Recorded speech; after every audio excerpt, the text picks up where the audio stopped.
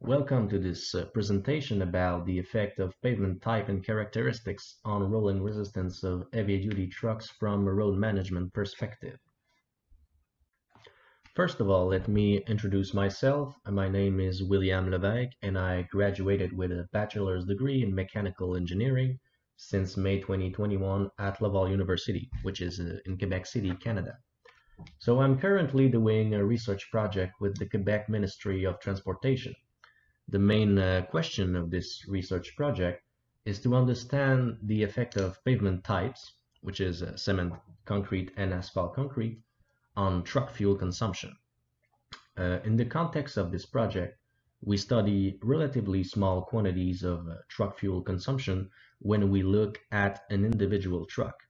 But this small quantity will apply to every truck of the road traffic, and it will accumulate it over a long period of time.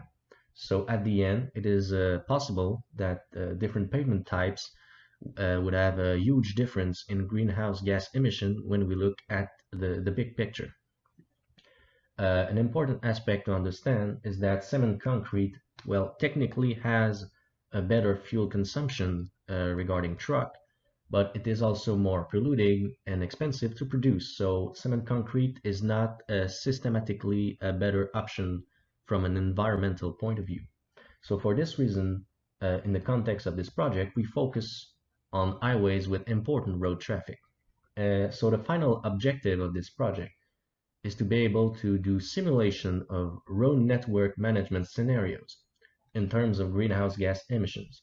So from the management perspective, the road network will necessarily deteriorate over time. So you have to rebuild the road and you have to make choices. So in this context, it makes sense to see what is the best possible choices in terms of greenhouse gas emission. So the idea is not to destroy suitable roads. It's just that you have to rebuild it anyway. There is three physical phenomena regarding pavement properties' influence on rolling resistance.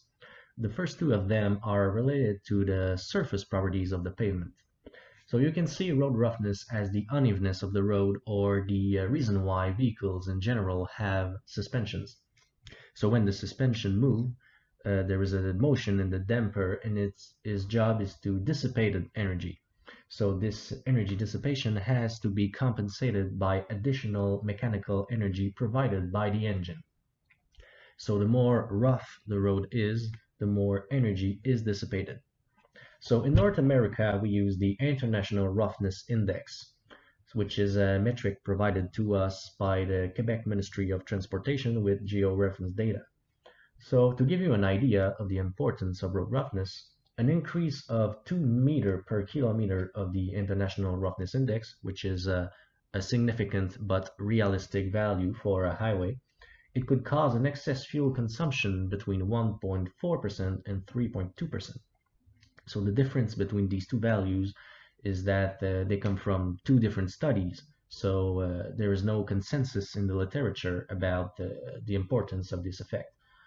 But the important thing to remember in the context of this project is that road surface degradation of asphalt concrete is faster than cement concrete, and it's especially true in Quebec because of the hard winter, and this fact is validated by the data that the Quebec Ministry of Transportation gave to us. The other effect is caused by the macro texture because of additional viscoelastic deformation on the rubber band of the tire.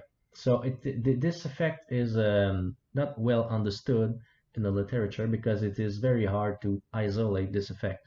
For example, if you do rolling resistance measurements in a laboratory with a smooth drum, well, you cannot capture the effect of the texture of the pavement.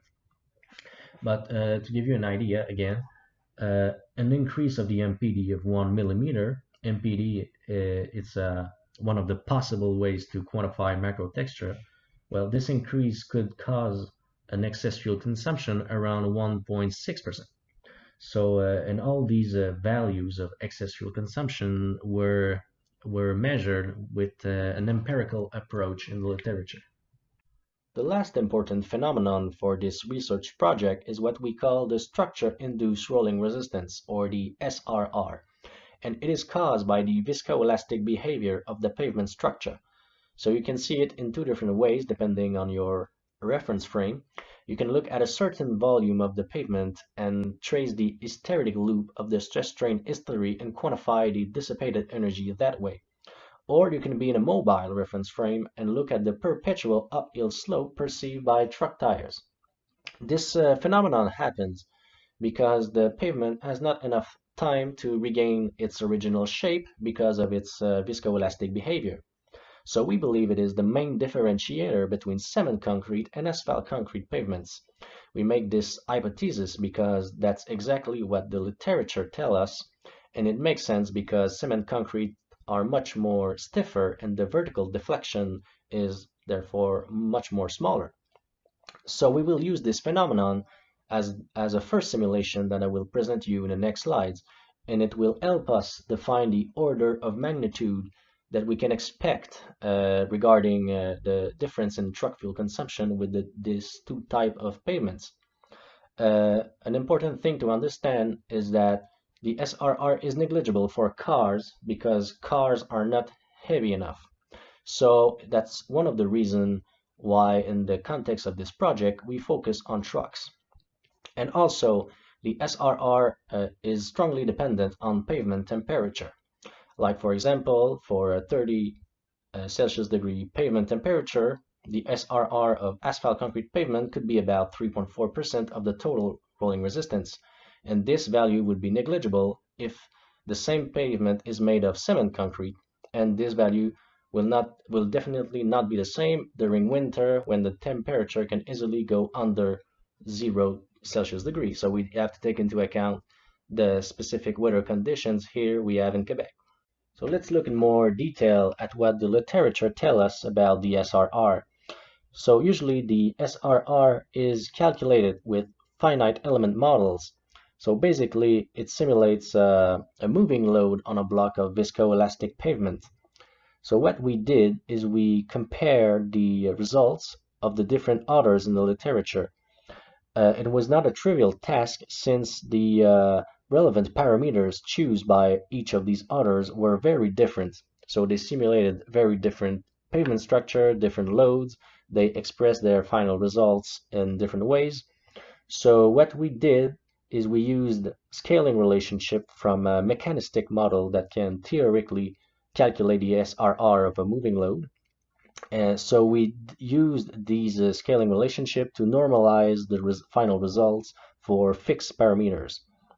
So we can see that the results are slightly different between the different authors, but we want to verify the order of magnitude. So what we did is we made an average curve of the three authors, and we made an exponential regression to know the force caused by the SRR of a 40-ton truck for a specific pavement temperature.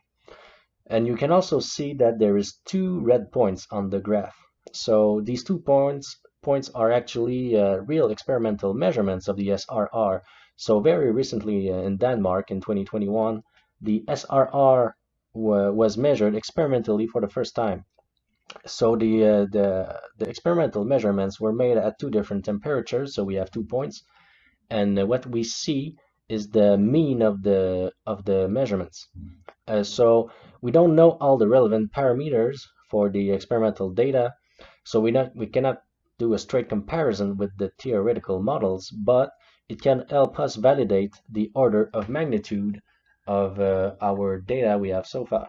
For the simulation, we use the custom software tool made by one of my colleagues that we call the Mapper, which is Map Energy Use on Road. This software tool allows us to estimate the journey of a truck by calculating rolling resistance, aerodynamic drag, braking, etc.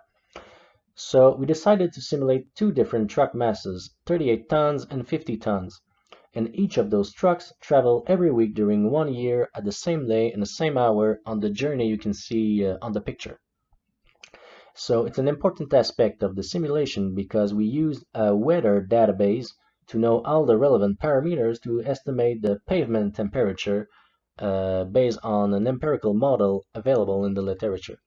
So the 4 important parameters to know the pavement temperature are air temperature, solar irradiation, wind speed, and relative humidity. So with this approach, we made two theoretical scenarios. The first scenario is that all the pavement in the journey is made of asphalt concrete. So in this scenario, we have an SRR force that depends on the pavement temperature and the mass of the truck. And in the other scenario, all the pavement is made of cement concrete where the SRR is considered negligible. So with this approach, we can estimate the order of magnitude in the truck fuel consumption difference with these two types of pavement. And by doing that, we take into account the effect of the long winter we have here in Quebec. Here we have the final results of the simulation for the two truck masses and the two types of pavements. So we decided to express the final result in terms of fuel consumption for a distance of 100 kilometers traveled. So for the 50-ton truck, you can see that the proportion of the rolling resistance is more important compared to the 38-ton truck, which is exactly what we could expect. So what we want to know is the average excess fuel consumption over 1 year caused by the SRR. So we calculated that by comparing the two types of pavement, and the difference is 1.36 liter per 100 kilometers and 0.5 for the 38-ton and 50-ton respectively. So these are average values. So it is important to understand that the SRR was almost negligible all winter. So these results are only valid for Quebec weather conditions, and in countries where pavement temperature is much higher, we could expect an average excess fuel consumption caused by the SRR that is more important. We still have a lot of work to do in the context of this project, so here there is a non-exhaustive list of some of the things we want to accomplish. For example, we would like to define a new roughness index that is more relevant to the dynamic properties of suspension of trucks. Like I mentioned earlier, we are currently using the International Roughness Index because that's what is available right now. But the International Roughness Index was developed to be representative of the dynamic properties of cars, of passenger cars. So, but we are interested in trucks, so we will investigate that. And we also need to consider the faster degradation of the asphalt concrete pavements compared to cement concrete pavements to do simulation over a long period of time. We would also like to do a Monte Carlo analysis to consider the specificities of truck traffic. Right now, so far what we did is we define ourselves the properties of the truck that we wanted to simulate. But to be more representative of the real road traffic, we will need to use the statistics of the road traffic and do a Monte Carlo analysis. So it will be more relevant of what happens in reality.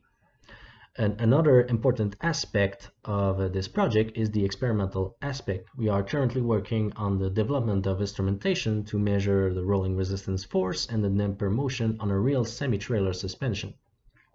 So that will allow us to experimentally compare cement concrete and asphalt concrete pavements regarding rolling resistance.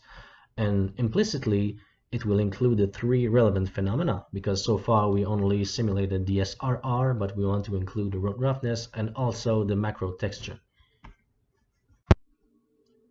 In conclusion, the difference in truck fuel consumption between cement and asphalt concrete pavements is significant, even when we take into account the effect of Quebec winter. And also, it is important to remind that the order of magnitude of the simulation is validated by experimental data available in the literature.